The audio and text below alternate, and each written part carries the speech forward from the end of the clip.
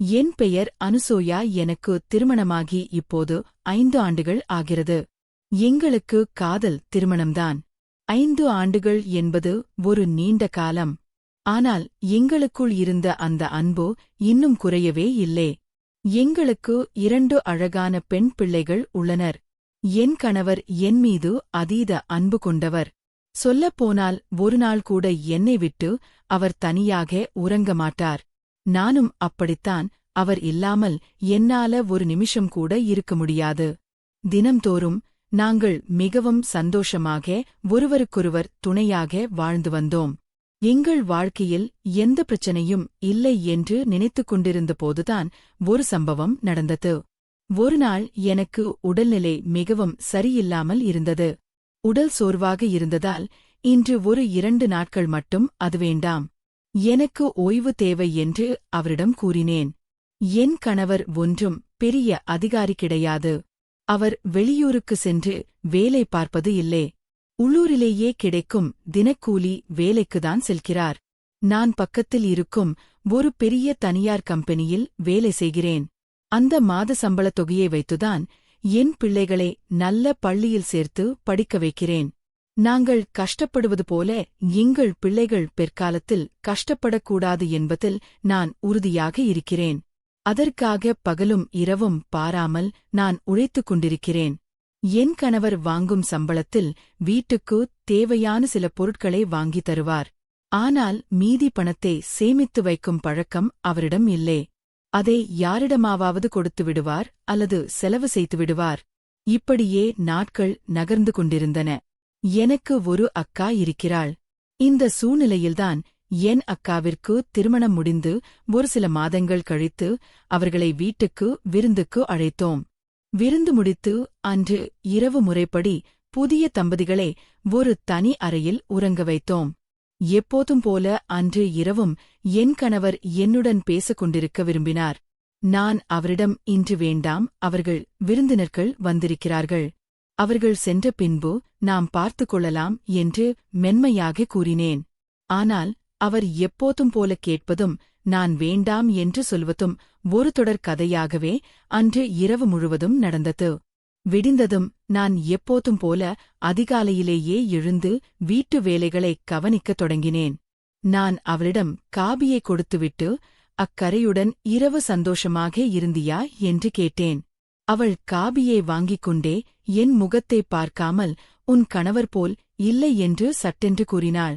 அவள் சொன்ன அந்த ஒரு வார்த்தை என் இதயத்தில் இடியைப் போல இறங்கியது. அவள் எதை சொல்கிறாள்?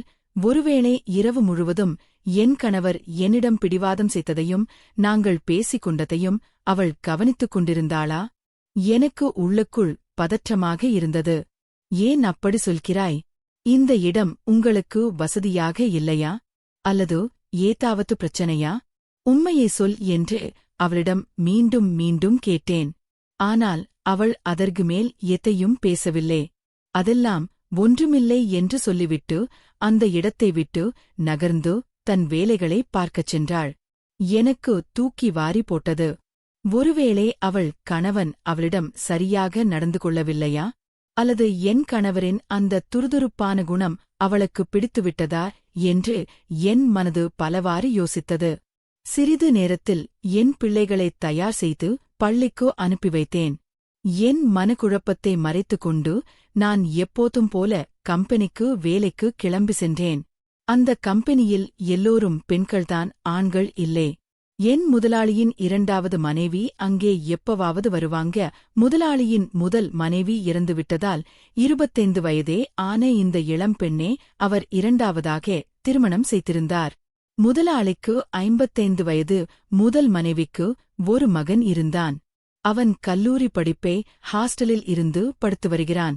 நான் வேலைக்குப் போகும்போது எல்லாம் என் முதலாளியின் 2வது மனைவி என்னை ஒரு விசித்திரமான பார்வையுடன் கவனிப்பார். அனுசியா, நீ உண்மையிலே கொடுத்து வைத்தவள், நீ அதிர்ஷ்டசாலி என்று அடிக்கடி சொல்லிக் கொண்டே இருப்பார். அவர் ஏன் அப்படி சொல்கிறார் என்று எனக்கு அப்பொழுது புரியவில்லை. என் கணவர் என்மீது வைத்திருக்கும் அந்த அதீத அன்பையும் ஈர்ப்பையும் பார்த்து அவள் பொறாமைப்படுகிறாளோ என்று நான் நினைத்தேன். வீட்டில் அக்கா வந்திருப்பதைப் பற்றி அவரிடம் சொன்னபோது அவர் மிகவும் மகிழ்ச்சியடைந்தார். அக்காவே, நன்றாக உபசரி, இதோ இந்த உணவுகளையும் பணத்தையும் எடுத்து செல் என்று தாராளமாக கொடுத்து அனுப்பினார். நான் அந்த பணத்தையும் உணவையும் பெற்றுக்கொண்டு வேகமாக வீட்டுக்கு விரைந்தேன். என் கணவர் வேலைக்கு சென்றவர் இன்னும் வரவில்லை. நான் அவருக்காக காத்திருக்காமல் வந்திருந்த என் அக்காவையும் அவர் கணவரையும் நன்றாக உபசரித்தேன். அக்காளுக்கு தேவையான உணவுகளை பரிமாறி உபச்சாரங்களை செய்தேன். நேரம் ஆகிக்கொண்டே இருந்தது. இரவு என் கணவர் வீட்டுக்கு வந்தபோது அவர் நிதானத்தில் இல்லை. மது போதையில் தள்ளாடிக் கொண்டு வந்தார். அவருக்கு பேசக்கூட தெம்பு இல்லை. நான் அவருக்கு சாப்பாடு கொடுத்துவிட்டு அப்படியே படுக்கையில் உறங்க வைத்தேன். அதன் பிறகு என் அக்காவுக்கும் அவள் கணவனுக்கும் தேவையான வசதிகளை செய்து கொடுத்து அவர்களை அவர்கள் அறைக்கு அனுப்பி வைத்தேன். ஒரு வழியாக அனைவரும் உறங்க சென்ற பிறகு நானும் என் அறைக்கு சென்று படுத்தேன். ஆனால் அன்று இரவு எனக்கு தூக்கம் வரவில்லை. ஜன்னல் ஓரமாக ஏதோ நிழல் ஆடுவது போல தெரிந்தது. கூர்ந்து கவனித்தேன். என் அக்கா நான் பார்ப்பதை பார்த்துவிட்டாள். என்னடி, இன்னும் உறங்காமல் கொண்டிருக்கிறாயா என்று கேட்டாள். அவள் முகத்தில் இருந்த அந்த மகிழ்ச்சியை பார்த்தபோது எனக்கு எதுவும் புரியவில்லை. நான் குளிக்கச் சென்றேன். சிறிது நேரம் கழித்து என் கணவர் குளிக்கச் சென்றார். அக்கா என் கணவருக்கு ஆடைகளை எடுத்துக் கொடுக்க ஓடியதும் அவரிடம் காட்டிய நெருக்கமும் எனக்கு உறுத்தலாகவே இருந்தது. இனிமேல் இவளை இங்கு விட்டு வைக்கக்கூடாது என்று முடிவு செய்து அன்று மாலையே அவளை அவள் ஊருக்கு அனுப்பி வைத்தேன். பிறகு என் மனது சற்று அமைதியானது. மறுநாள் காலை நான் எப்போதும் போல வேலைக்கு சென்றேன். அங்கே முதலாளியின் மனைவி முகம் வாடி சோகமாக இருப்பதை பார்த்தேன். என்னம்மா, உடம்பு ஏதும் சரியில்லையா என்று அக்கரையுடன் கேட்டேன். அவர் பெருமூச்சை விட்டுவிட்டு, உடல்நிலை நன்றாகத்தான் இருக்கிறது அனுசுயா, ஆனால் மனம்தான் சரியில்லை என்றார். அவர் சொன்னதைக் கேட்டு நான் பதறிப்போய் காரணம் கேட்டேன். அப்போது அவர் தன் கதையை சொல்ல ஆரம்பித்தார். அனுசுயா, என் வீட்டில் பெரிய பொருளாதார கஷ்டம். இந்த வறுமையைப் போக்கத்தான் என்னை இந்த 55 வயது மனிதனுக்கு 2ஆம் தாரமாக திருமணம் செய்து வைத்தார்கள். ஆனால் இப்பொழுது அவர் என்னை கவனிப்பதே இல்லை. நான் இந்த கூண்டில் அடைப்பட்ட கிளி போல வாழ்கிறேன். உன்னையும் உன் கணவரையும் பார்க்கும்போது எனக்கு பொறாமையாக இருக்கிறது என்று வருத்தத்துடன் புலம்பினார். நாங்கள் பேசிக் கொண்டிருந்த போதே முதலாளி அங்கே வந்தார். மனைவியை பார்த்ததும் அவர் முகம் கடுகடுவென மாறியது. அவர் மனைவி உடனே உள்ளே சென்றுவிட்டார். முதலாளி என்னிடம் வந்து, அனுசுயா, உன் கணவர் என்ன வேலை செய்கிறார்? அவர் வெளியில் அலைந்து வேலை செய்வதை விட இங்கே வரச்சொல்லு, என் கார் டிரைவராக வேலை செய்யட்டும் என்றார். அப்புறம் அவருக்கு மது அருந்தும் பழக்கம் ஏதும் இல்லையே என்று கேட்டார். நான் பயத்தில் இல்லை ஐயா, அவருக்கு அந்த பழக்கம் எல்லாம் கிடையாது என்று பொய் சொன்னேன். சரி, நாளையிலிருந்து அவனே இங்கே வேலைக்கு வரச்சொல் என்று கூறிவிட்டு அவர் சிரித்துக் கொண்டே சென்றார். நான் வீட்டுக்கு சென்று என் கணவரிடம் விஷயத்தை சொன்னேன். வெளியில் கஷ்டப்பட வேண்டாம், முதலாளி வீட்டிலேயே வேலை கிடைத்துவிட்டது. ஆனால் நான் ஒரு பொய் சொல்லி இருக்கிறேன். நீங்கள் குடிக்க மாட்டீர்கள் என்று சொல்லிதான் வேலையை வாங்கினேன். குடித்தால் நம் இருவர் வேலையும் போய்விடும். பிள்ளைகளின் எதிர்காலம் வீணாகிவிடும் என்று எச்சரித்தேன். அவரும் சரி, இனிமேல் நான் பார்த்துக் கொள்கிறேன் என்று வாக்குறுதி தந்தார். இருவரும் வேலைக்கு சென்றோம். இப்படியே சில நாட்கள் நிம்மதியாக சென்றன. ஒருநாள் எனக்கு திடீரென உடல்நிலை சரியில்லாமல் போனது. என்னால் வேலைக்கு செல்ல முடியவில்லை. என் கணவரிடம், நீங்கள் மட்டும் செல்லுங்கள், நான் வராததே மேனேஜரிடம் அல்லது முதலாளியின் மனைவியிடம் சொல்லிவிடுங்கள் என்றேன். அவரும் சரி என்று கூறி வேலைக்கு கிளம்பி சென்றார். அன்று மதியம் முதலாளி என் கணவரிடம் வீட்டுக்கு சென்று சாப்பாடு எடுத்து வாய் என்று சொல்லி அனுப்பியிருக்கிறார். என் கணவர் முதலாளி வீட்டுக்கு சென்று சாப்பாடு கேட்க அங்கே அவர் மனைவி மட்டும் தனியாக இருந்திருக்கிறார். என் கணவரின் குரலை கேட்டதும், சற்று அமருங்கள், இதோ எடுத்து வருகிறேன் என்று அவர் உள்ளிருந்து பதில் சொல்லியிருக்கிறார். சிறிது நேரம் கழித்து என் கணவர் சாப்பாட்டை எடுத்துக் கொண்டு போய் கொடுத்துவிட்டு வேலையை முடித்துவிட்டு வீடு திரும்பினார். நான் அவரிடம், இன்று வேலையில் என்ன நடந்தது? ஏதாவது வேலை செய்தீர்களா என்று கேட்டேன். அவர் நடந்ததை சொன்னார். ஆனால் என் மனதுக்குள் ஒரு நெருடல் ஏற்பட்டது. இனிமே நீங்க அந்த வீட்டுக்கு செல்ல வேண்டாம். டிரைவர் வேலையை மட்டும் பாருங்க. அந்த அவர் மனைவியே அவர் கவனிப்பதில்லே. நாம சந்தோஷமாக இருப்பது அவங்களுக்கு பொறாமையாக இருக்கிறது என்று என்னிடம் சொன்னார்கள். யாராவது தவறாக பேசப் போகிறார்கள் என்று என் கணவரிடம் கண்டிப்புடன் சொன்னேன். வழக்கம் போல அடுத்த நாள் நாங்கள் இருவரும் வேலைக்கு சென்றோம். முதலாளி மனைவி என்னை சந்தித்தபோது, என்ன அனுசியா, நேற்று உடம்பு சரியில்லையா? இப்போது பரவாயில்லையா என்று விசாரித்தார். நான் இப்போது நன்றாக இருக்கிறேன் அம்மா என்றேன். அவர் ஒரு குறும்பு சிரிப்புடன், ஏன் நேற்று இரவு முழுவதும் உனக்கு உறக்கம் இல்லையா என்று கேட்டார். நான் வெட்கத்துடன் அட போங்கம்மா என்று சொல்லிவிட்டு என் வேலையை பார்க்க சென்றேன். சில மாதங்கள் கழிந்தன. என் அம்மா வீட்டுக்கு செல்ல வேண்டிய சூழல் ஏற்பட்டது. 2 நாட்கள் லீவு கேட்பதற்காக முதலாளி மனைவியிடம் சென்றேன். அவர் செலவுக்கு பணம் கொடுத்துவிட்டு, உன் கணவரே 2 நாட்களுக்குள் கூட பிரிந்திருக்க மாட்டியா? அவரையும் கூடவே அழைத்து செல்கிறாயா என்று கிண்டல் செய்தார்.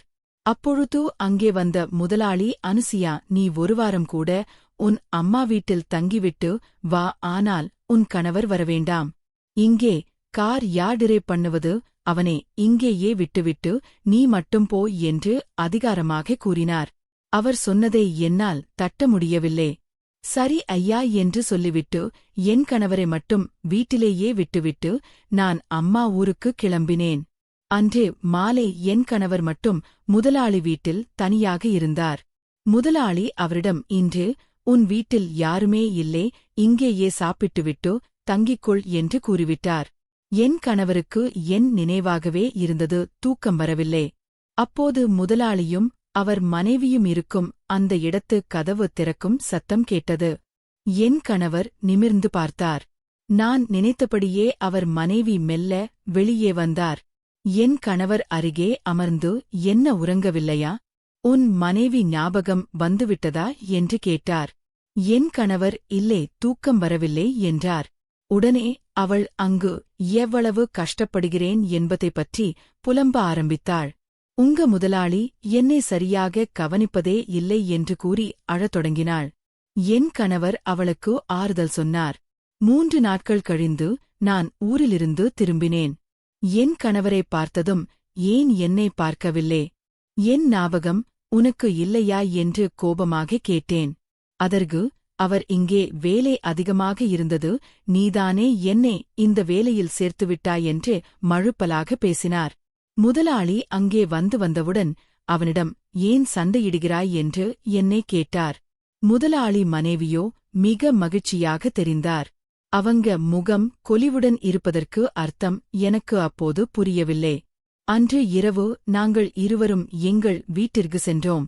ஆனால் மறுநாள் காலை ஒரு விசித்திரமான சம்பவம் நடந்தது. முதலாளி மனைவி என் கணவரை தனியாக கூப்பிட்டு, நாம் இருவரும் எங்கேயாவது வெளியில் செல்லலாமா என்று கேட்பதை நான் மறைந்திருந்து கேட்டுவிட்டேன். எனக்கு தூக்கி வாரி போட்டது. இது தவறாக தெரிகிறதே. நான் ஊருக்கு சென்றபோது ஏதோ விபரீதம் நடந்திருக்கிறது என்று என் உள்மனம் எச்சரித்தது. இருந்தாலும் அப்படியே எல்லாம் இருக்காது என்று என்னை நானே சமாதானப்படுத்திக் கொண்டு என் வேலையை பார்த்து கொண்டிருந்தேன். அப்போது திடீரென்று முதலாளியின் ஆக்ரோஷமான சத்தம் கேட்டது. நான் பதறிப்போய் ஓடி பார்த்தேன். அங்கே நான் கண்ட காட்சி என் கண்களை என்னாலேயே நம்ப முடியவில்லை. அவளுடைய நடத்தையை பார்த்தவுடன் நான் அதிர்ச்சியடைந்தேன். அதை பார்த்த முதலாளி ஆத்திரத்தில் அவரை கோபமாக தட்டிக் கேட்டார். நான் ஓடி சென்று, ஐயா நிறுத்துங்கள், என்ன நடந்தது என்று கத்தினேன். முதலாளி மூச்சுரைக்க, உன் கணவன் பண்ணியதே நான் கையும் கடவுமாக பார்த்துவிட்டேன். இனிமேல் இவன் இந்த பக்கமே வரக்கூடாது. இவன் மட்டுமல்ல, நீயும்தான், இருவருமே இங்கிருந்து ஓடிவிடுங்கள் என்று கத்தி என் கணவரை அடித்து வெளியில் தள்ளிவிட்டார். வேலை போன ஆத்திரத்திலும் அவமானத்திலும் நான் என் கணவரிடம் பேசவே இல்லை. வீட்டுக்கு வந்த பிறகும் நான் அழுகியும் கோபமுமாக இருந்தேன். ஆனால் என் கணவர் எதை பற்றியும் கவலைப்படாமல் அன்று இரவும் எப்பவும் போல இருக்க நினைத்தார். நான் அவரை திட்டத்தி தீர்த்தேன். இப்படி ஒரு காரியம் செய்துவிட்டு இப்போது எப்படி உங்களால் இப்படி இருக்க முடிகிறது என்று கேட்டேன். வீட்டில் ஒரு பிள்ளை டிவி பார்த்துக் கொண்டிருந்தது, மற்றொரு பிள்ளை தூங்கிக் கொண்டிருந்தது. என் கணவர் ஆத்திரத்தில் டிவியை ஆஃப் செய்துவிட்டு வீட்டின் பின்பக்கம் சென்றுவிட்டார். மறுநாள் காலையில் அவர் வீட்டுக்கு வந்தபோது நான் அவரிடம் தீர்க்கமாக பேசினேன். நீங்கள் செய்த செயலால் இப்பொழுது நம் இருவர் வேலையும் போய்விட்டது. பிள்ளைகளை எப்படி வளர்க்கப் போகிறோம்? அவர்களின் எதிர்காலம் என்னவாகும்? இப்பவாவது உங்கள் போக்கை மாற்றிக்கொள்ளுங்கள். மீண்டும் பழையபடி தினக்கூலி வேலைக்கே செல்லுங்கள் என்று கண்டிப்புடன் கூறினேன். அதன் பிறகு அவர் மாறத் தொடங்கினார். மெல்ல மெல்ல தன் தவறுகளை உணர்ந்து மது பழக்கத்தை முழுமையாக கைவிட்டார். இப்போது அவர் என்னையும் என் பிள்ளைகளையும் மிக நன்றாக பார்த்துக்கொள்கிறார். அந்த முதலாளி வீட்டு சம்பவங்களுக்குப் பிறகு எங்கள் வாழ்க்கை மீண்டும் ஒரு தெளிவான பாதைக்கு வந்துள்ளது. இப்பொழுது நாங்கள் மகிழ்ச்சியாக இருக்கிறோம். முற்று பெற்றது. எங்களின் கதைகள் உங்களுக்கு பிடித்திருந்தால் வீடியோவை லைக் செய்து உங்கள் நண்பர்களுக்கும் பகிர்ந்து எங்களை ஊக்குவியுங்கள். நம்ம சேனலை சப்ஸ்கிரைப் செய்ய மறக்காதீங்க.